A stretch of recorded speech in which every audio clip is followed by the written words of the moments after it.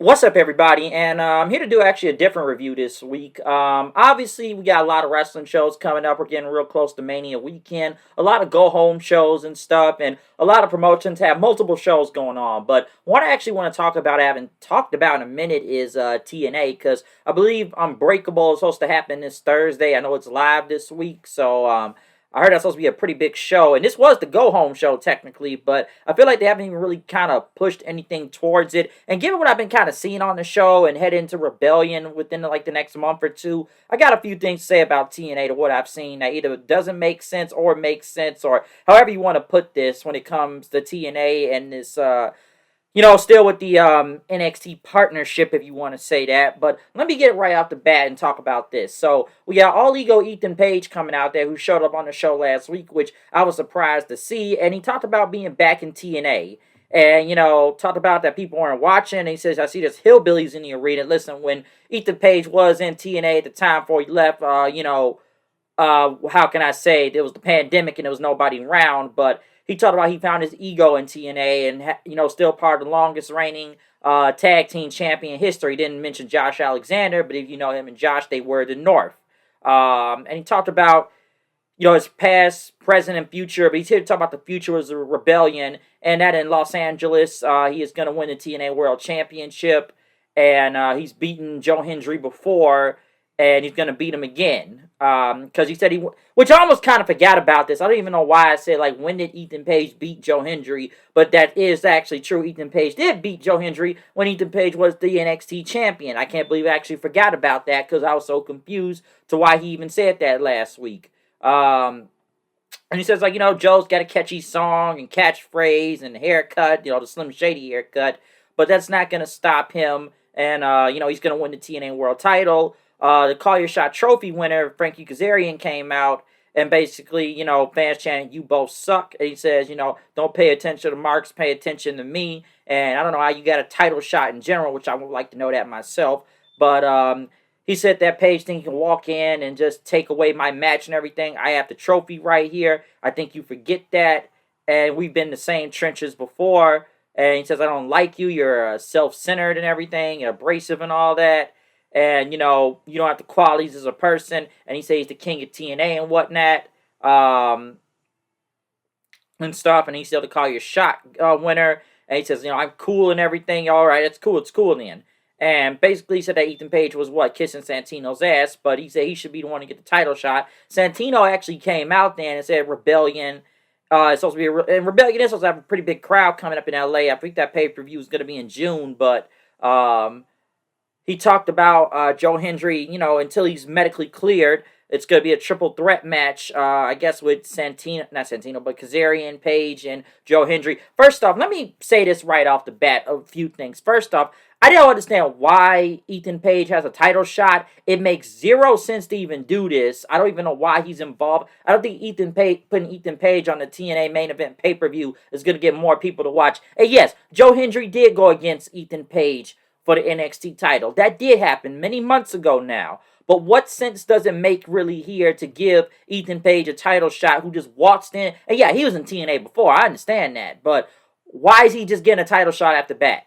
Just give it to Kazarian. Make it a one-on-one. I hope they don't do nothing silly by putting the belt on Ethan Page and then, Joe Hendry's got to go over there to NXT. First off, I thought Ethan Page was already in some type of feud on NXT as it is anyways, and probably going after the North American Championship. Why is he now going after the TNA World title? That doesn't make sense. It really doesn't. And listen, I could sit here and I know it's a lot of things I've been seeing for the past few weeks when it just comes to multiple NXT people just popping up on this show with either no real presence. Yeah, I know most of the TNA roster goes over these guys. And I don't remember, and listen, I've said this about this partnership before where I've questioned it between TNA and NXT. Listen, I'm glad to see TNA do big crowds again. I got no problem with that. And not being the butt of a joke when it comes to wrestling fans for a long time now. But you have to sit here and kind of wonder where this is going. I think I've said this before, this partnership even was beginning and whatnot. I was saying, do not become a feeder system to the WWE and whatnot by just sending random NXT people just down there. Because, yeah, we see NXT people on the show every other week. TNA, the TNA people that showed up on NXT, we mostly sent all the bigger names from TNA to pop up on NXT. Hell, you lost one to NXT, which we kind of knew Jordan Grace was going to be going there anyways, given it multiple times she showed up. But we have seen multiple big TNA names show up on NXT, where they come from. Joe Hendry, Moose recently, the Hardys. Yeah, they've been more associated with WWE in the past, but they are the current TNA Tag Team Champions right now. Who else have we seen from TNA pop up on there? The Rascals, of course. Santino himself, once again, another former WWE alumnus. But I look at the NXT people. Listen, the biggest NXT person they've really sent down there is Obafemi, okay? And that was the actual champion. But you look at all the NXT people at TNA, the NXT people NXT has sent to TNA. How many of them been real bigger names like that? Because I'm going from last week seeing, Lash and Jakar, the Metaphor, which I like them, but, like, why are they here? Okay, you gotta say why they are here. One, TNA barely doesn't even have a knockouts tag team division. So I kind of get why some of the NXT women tag teams are around, because there's only literally 2 teams on TNA for the tag team champions. But when I'm seeing like Fatal Influence and just multiple randos show up just for the fuck of it, it's like, why are they here to the point? You have to sit here and really question yourself when it comes to this quote-unquote partnership between TNA and NXT. And I brought it up multiple times. I'm not saying this is going to lead into some sale of the company. And listen, I know I better talk about this too. I know it's been a lot of, how can I say this?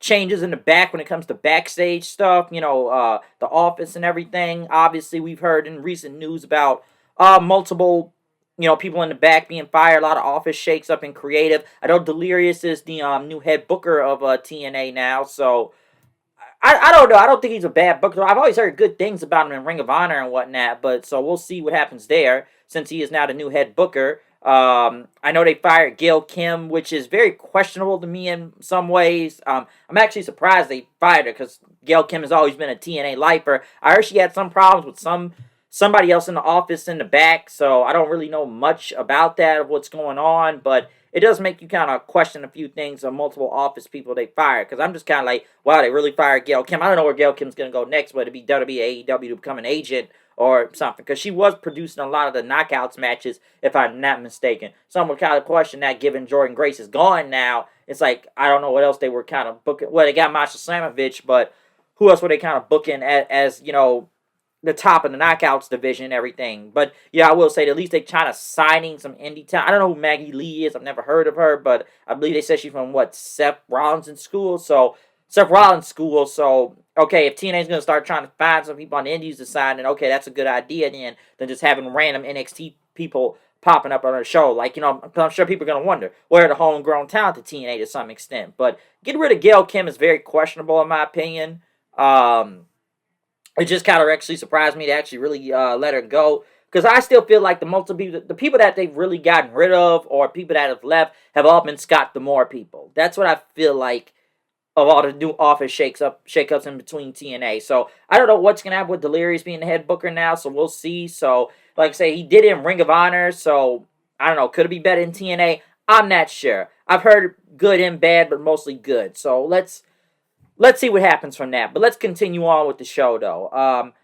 I know they interviewed Steve Macklin, talking about he's going against Eddie Edwards. I know they still got that international title qualifier, which, the digital media title is dead now, so it's the international championship now, which is a lot of international titles, if you ask me. But, getting rid of that digital media title, I'm not too mad at it. I never really liked that belt anyways for several kind of reasons. I feel like it worked with some people like Matt Cardona and even PCO to some extent, even though he took the real belt with him now. But I don't know. I've always been kind of up and down about the title, where it was good in that. But Macklin was basically talking about the match. Eric Young and the Northern Armory showed up, saying, they would have Macklin's back, but Macklin said, mind your own business. Mustafa Ali went against Ace Austin.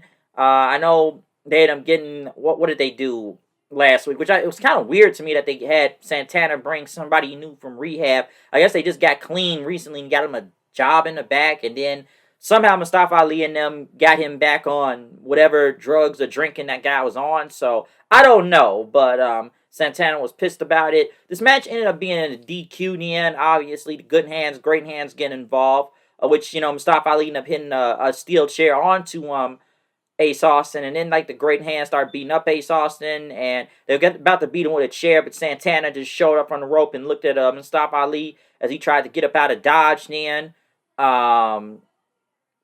which helping Ace Austin as Ali's cabinet ran off. Then Ace Austin, I gotta say this, man, Ace Austin, I feel like he's just kind of doing whatever now. Before, and I know Chris Bay is hurt, and I'm glad to see the man walking again and whatnot. But before they were kind of booking him like he was fighting on the behalf of Chris Bay and doing it in his honor and going after the X Division title. But now he's just kind of doing whatever now. He's just kind of getting himself involved in people's feuds like the Rascals and whatnot recently, fighting Wesley again for some reason in TNA at the time. I don't know why they went back again a second time.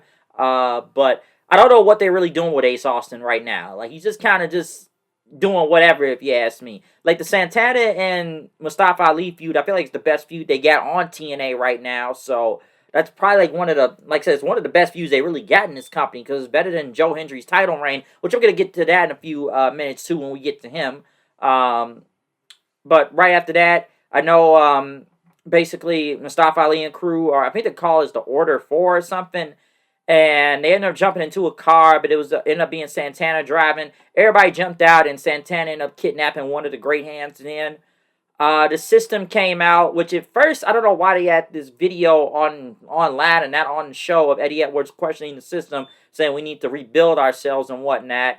And they kind of end up having Cody Deaner in some match because JDC told him, like, your contract's coming up. Why don't you end up joining us, okay? We can help you out. You can be a custodian for us, all right? Because you need to worry about your kids and everything. So we're offering you a spot.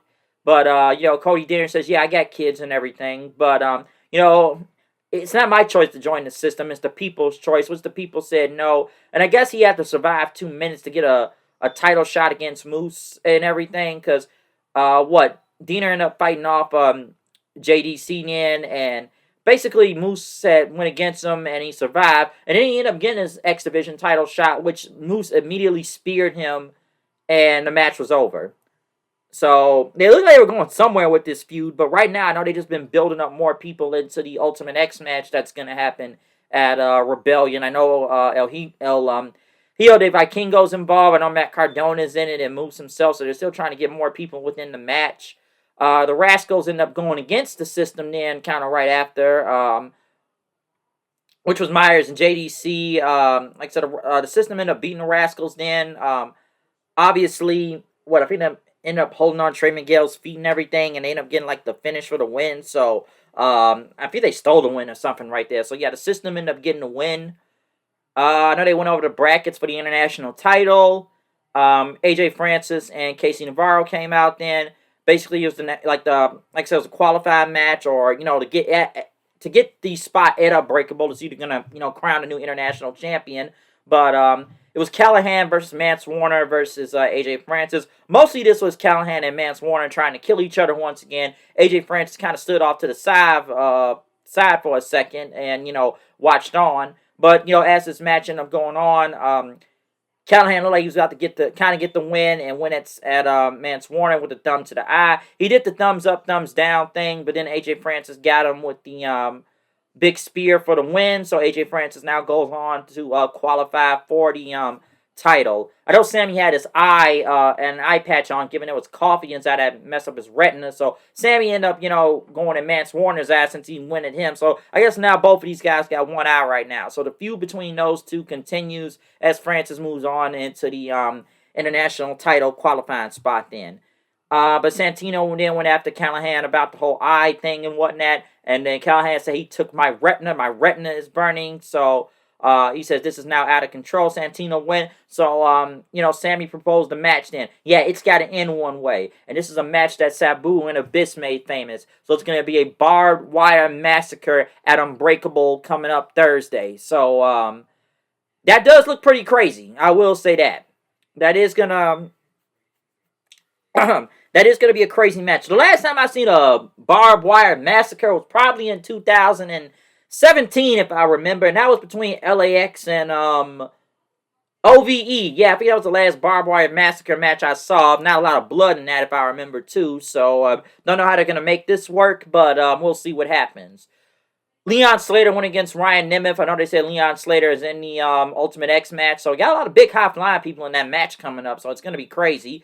Slater went against Ryan Nemeth then, which, of course, Slater ended up getting the win with the Swanton 450. The Hardys came out and celebrated then. Obviously, they're still going after the Nemeth brothers. They're going to be faced for the TNA tag team titles, I believe at Rebellion, so that's going to happen. But yeah, Leon Slater, like I say, he's in Ultimate X and everything too, so good stuff. We then went to a segment with another cinematic music for some reason, which TNA has got to stop doing this background music when they do these segments. I feel like the music is just louder or it just sounds really cheesy. And Santana, he's got John Skyler's, tied up to like a chair and everything, and they're in some garage or some shed and whatnot. And he said he's gonna dig a hole and everything and put Skyler in there. And he's got to hit him with the shovel and stuff. And he says, you gotta, and he said you got nowhere to run. He was gonna hit him with it, and Skyler said, "Yes, you go back and tell him to stop. He's gonna be in the fight of his life, okay?" So he says, you can keep drinking the Kool-Aid if you want, but you're gonna feel like how it's gonna get to rock bottom. So he ended up just freaking out John Skyler then as he walked off with the shovel. Then Eddie Edwards went against Steve Macklin. Not a bad match. Obviously, you knew the system was gonna get involved, and then Eric Young and them kind of watched on, but they kind of held themselves back as the referee and them getting distracted by JDC. Eddie ended up hitting Macklin with the Boston Knee Party, getting the win on him, as Eric Young and them still kind of laughed. So the feud with that still going on is that, EY is still trying to get Macklin to join, but Macklin said he's not going to join up with EY and his whole Northern Armory, especially after what they did to Josh Alexander and stuff. So they're still going, will he or will he not join? Joe Hendry came out then to talk about what's going on right now, how he got hurt the week before, I guess his shoulder and stuff, and we thought he was going to relinquish the title, and he says, the doctor said he should, but he says no, he is going to Rebellion as the TNA World Champion, and he is going to still retain his championship. Kazarian ended up showing up then, saying enough of your Tony Robbins routine and stuff. He says you're going to lose at Rebellion, say he's the king of TNA, and like the difference is that, Joe, you care about the fans, but I only care about me and winning that championship. And, Kazarian said he's going to beat him. I guess I could have a match next week or something. And he said like the match is going to be booked and stuff. And I guess it's going to be Joe Hendry and Marshall Slamovich versus Kazarian and Tessa Blanchard next week. So obviously, they still hyped up Rebellion and stuff, but that's going to be a tag match next week. Let me say one thing about Joe Hendry's title run real fast. I feel like his title run has been literally challengers of the week and literally in no real feuds, if you ask me. I feel like ever since Joe Hendry won the belt, yes, he's been a fighting champion, fighting anybody, but I feel like he's had no feuds. I feel like he's not even a focal part of the show sometime when I see Joe Hendry. It's like, yeah, he's out there and whatnot. He is the world champion, but it's like challenger of the week or who's he facing this week. Or honestly, I thought the feud was going to be some with him and Elijah was going to turn on Joe Hendry, but we haven't seen that yet. But then again, now you weirdly put Ethan Page into some match of Rebellion in this triple threat, which I stated earlier. Hey, if you want to do, Hendry and Kazarian, yeah, you got to cash in that call your shot trophy thing sometime at some point. But adding Ethan Page into it is still kind of nonsensical to me. But Joe Hendry's title run, like I said, it's been kind of whatever. It's like ever since he won the title, it's not really been that exciting. And it's just, like I said, challengers of the week. Who is he really facing? Who is he really going against? He has faced nobody really important. So it makes you wonder, where is this title reign really going with Joe Hendry? Because I feel like he's just holding the belt for whatever. Like I said earlier, I think Mustafa Ali and Santana is probably the best feud they got going on TNA right now. So I don't know what's going to happen next with Hendry. I know we haven't seen him wrestle. I know they've been doing this angle with the whole injury thing. But I feel like his title reign has not been good at all ever since he won the title. I'd be kind of wondering, like, when is he going to get into a real feud instead of a challenger of the week? So it makes you wonder sometime what's going on with that. So I don't know what's going to happen. Unbreakable coming up this week. I do plan on watching the show to see what happens. But so we'll see what's going to go on. Honestly, there's going to be a lot of shows coming up. Like I said, we already got Mania weekend upon us. So it's going to be a lot going on as it is already. But I just wanted to come and kind of talk about TNA since I haven't talked about it a minute. But I just been seeing a lot of things where it's like, what's really going on this show right now? And just random NXT people getting title shots now for the TNA World title, which literally makes no sense. So I don't know. But other than that, That's all I really got to say about this show. Tell me what you think going on when it comes to this whole partnership and just stuff from the world title itself, or just more random NXT people just popping up out of nowhere, especially last week. So it makes you wonder what's going on with this show, and you got the feuds that are happening. But other than that, comment, subscribe, follow me on Twitter, HoodedKnight890. I'm out of here. See you guys later. Peace out.